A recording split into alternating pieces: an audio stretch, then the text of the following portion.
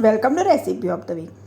આજે હું તમારી સાથે 1 કિલો બેસનમાંથી પરફેક્ટ માપ સાથે રતલામી સેવ ઘરે કેવી રીતે બનાવવાની એની રેસીપી હું શેર કરવાની છું. તો તમે આ દિવાળી પર કે આળા દિવસે પણ આ રીતે સેવ બનાવીને ટ્રાય કરી જોજો. એકદમ સરસ બનશે અને 1 કિલો બેસનમાંથી ઘણી એવી સેવ ઉતરશે. તો પરફેક્ટ માપ સાથે મેં આ રેસીપી શેર કરી છે, તો જરા પણ સ્કીપ કર્યા વગર આખો વિડીયો જરૂરથી જોજો.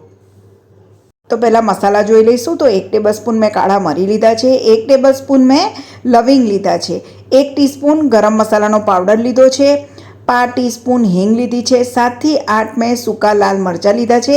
એને આપણે બિયા સાથે જ ક્રશ કરવાના છે અને આ મરચાં તીખા છે. 1 ટેબલસ્પૂન મેં મીઠું લીધું છે. મીઠું તમે તમારા ટેસ્ટ પ્રમાણે વધારે ઓછું કરી શકો છો. 1 ટેબલસ્પૂન લાલ મરચું પાવડર લીધું છે, 1 ટીસ્પૂન અજમો લીધો છે અને 1 ટીસ્પૂન મેં સંચર પાવડર લીધો છે. હવે લગભગ પોણા કપ જેટલું મેં તેલ લીધું છે અને એનાથી 3 ગણું મેં પાણી લઈ લીધું છે. તો તેલ મેં મોવણ માટે પોણો કપ જેટલું લીધું છે. હવે 1 કિલો મેં ચણાનો લોટ એટલે કે બેસનને મેં ચાળીને લઈ લીધું છે અને હંમેશા ચાળીને જ લેવું. તો હવે આપણે આગળની પ્રોસેસ શરૂ કરીશું. તો સૌથી પહેલાં કાળા મરી, લવિંગ અને સૂકા લાલ મરચાં એ આપણે પીસી લઈશું.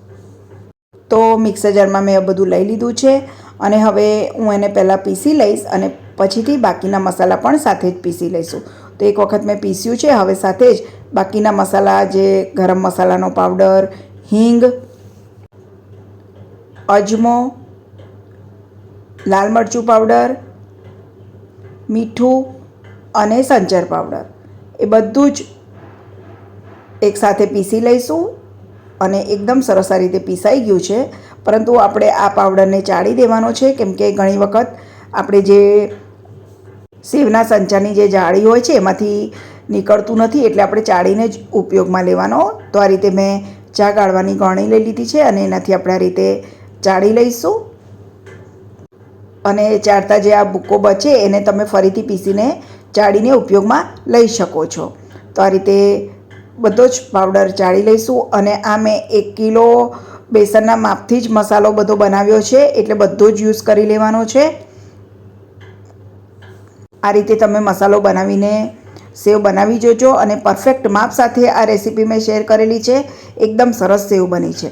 તો હવે મેં આ રીતે મસાલો ચાળી લીધો છે. હવે મિક્સર જારમાં જે મેં પોણો કપ તેલ લીધું છે એ લઈ લીધું છે અને અત્યારે હું થોડુંક પાણી લઉં છું, અડધા કપ જેટલું. એને મિક્સર જારમાં તેલ અને પાણી આ રીતે પીસી લઈશું. તમે હેન્ડ બ્લેન્ડરથી પણ પાણી અને તેલને ફેટી શકો છો. તો આ રીતે તેલ પાણી ભેગા કરી દીધા છે. હવે જે આપણે તૈયાર કરેલો પાવડર છે એની અંદર જ આ તેલ પાણી ઉમેરી દઈશું અને જે બાકીનું મેં માપીને પાણી લીધું છે એ પણ લઈ લઈશું. એટલે મેં પોણો કપ તેલ લીધું હતું, તો એનાથી 3 ગણું મેં પાણી લીધું છે. તો લગભગ 2.5 કપ જેટલું પાણી લીધું છે. હવે બધું જ સરસ રીતે એકાદ મિનિટ આપણે મિક્સ કરી લઈશું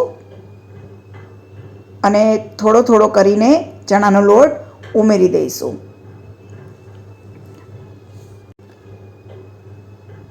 એક પણ ગાંઠા ના રહે એ રીતે આપણે લોટ બાંધવાનો છે અને લોટ કેવો બાંધવો એ પણ હું તમને બતાવીશ.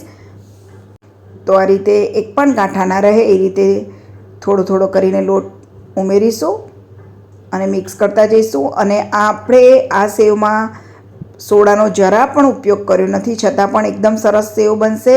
કેમ કે હું આ લોટને લગભગ 10 મિનિટ આ રીતે ફેંટવાની છું, જેથી લોટ જે આપણે બાંધીશું એનો કલર પણ ચેન્જ થઈ જશે અને એકદમ સ્મૂધ એનું ટેક્સચર આવી જશે.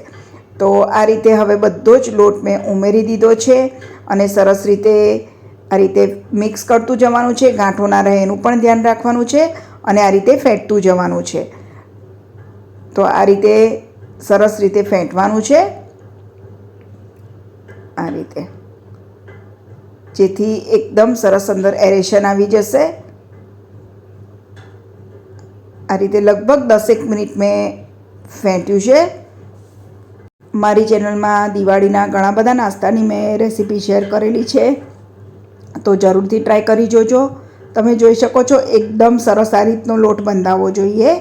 આ રીતે ઢીલો લોટ હશે તો સેવ પાડતી વખતે અંદર ગાંઠિયા પડી જશે અને કઠણ લોટ હશે તો પણ મજા નહીં આવે. તો આ રીતે લોટ બાંધવાનો છે.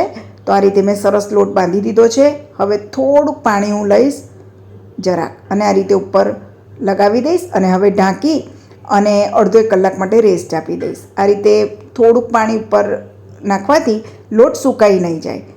તો આ રીતે અડધો કલાક માટે મેં મૂકી રાખ્યું છે. હવે અડધો કલાક થઈ ગયો છે. તો હવે આપણે સેવ પાડવાની શરૂઆત કરી દઈશું. તો મેં આ રીતની જાળી લઈ લીધી છે અને આ રીતે મેં સંચો લઈ લીધો છે. તો આ રીતે સંચાને જાળીને તેલથી ગ્રીસ કરી દઈશું. આમ તો રતલામી સેવ જે જારો આવે છે એનાથી જ પડતી હોય છે, પરંતુ આપણી પાસે જારો ના હોય તો આ રીતે સેવના સંચાથી પણ આપણે રતલામી સેવ ઘરે બનાવી શકીએ છીએ. હવે અડધો કલાક પછી તમે જોઈ શકો છો લોટ સરસ તૈયાર થઈ ગયો છે. તો હવે આપણે સંચામાં ભરી દઈશું. આ રીતે થોડો કઠણ જ લોટ રાખવાનો, બહુ કઠણ નહીં અને બહુ ઢીલો નહીં, એ રીતનો. તો આ રીતે મેં લોટ સંચામાં ભરી દીધો છે. હવે આ રીતે બંધ કરી દઈશું. કઢાઈમાં મેં તેલ ગરમ કરવા માટે પણ મૂકી દીધું છે અને બને ત્યાં સુધી આપણે નાસ્તા બનાવીએ તો સિંગ તેલનો ઉપયોગ કરવો. તો તેલ સરસ ગરમ થઈ ગયું છે.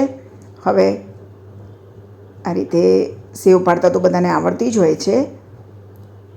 તો આ રીતે પાડવાની છે. આમાં થોડી આંટી આવે તો એ હું તમને બતાવું, એ રીતે તમારે ખોલી દેવાની. તો આ રીતે તેલ એકદમ સરસ ગરમ થઈ ગયું છે. હવે ગેસની ફ્લેમ મેં મીડિયમ કરી દીધી છે, કેમ કે આમાં થોડી થિકનેસ હોય છે એટલે એકદમ ફાસ્ટ ગેસે તળીશું તો વચ્ચેથી કાચી રહેશે. અને આપણે સોડાનો પણ ઉપયોગ નથી કર્યો. તો આ રીતે પલટાવ કરવાનું આ રીતે, એટલે આંટી બધી ખુલી જશે અને એકદમ સરસ છૂટી સેવ બનશે. તો મીડિયમ ફ્લેમ ઉપર જ આપણે આ સેવને તળવાની છે. શરૂઆતમાં ગેસની ફ્લેમ હાઈ રાખવાની અને જેવી સેવ પડાઈ જાય એવી ગેસની ફ્લેમ મીડિયમ કરી દેવાની. તો પલટાવી અને સરસ ઉપર આવી જશે તળાશે એટલે. તો તળાઈ ગઈ છે સેવ. તો આપણે એને કઢાઈમાંથી લઈ લઈશું. એકદમ સરસ સેવ બની છે. તમે આ રેસીપી ટ્રાય કરી જોજો અને તમને મારો આ વિડીયો પસંદ આવે તો મારા આ વિડીયોને લાઇક અને શેર કરજો તથા મારી ચેનલને સબસ્ક્રાઈબ કરજો. તો બધી જ સેવ બનાવીને મેં તૈયાર કરી દીધી છે અને એકદમ સોફ્ટ સેવ બની છે. તો તમે પણ આ રીતે રતલામી સેવ બનાવીને ટ્રાય કરી જોજો.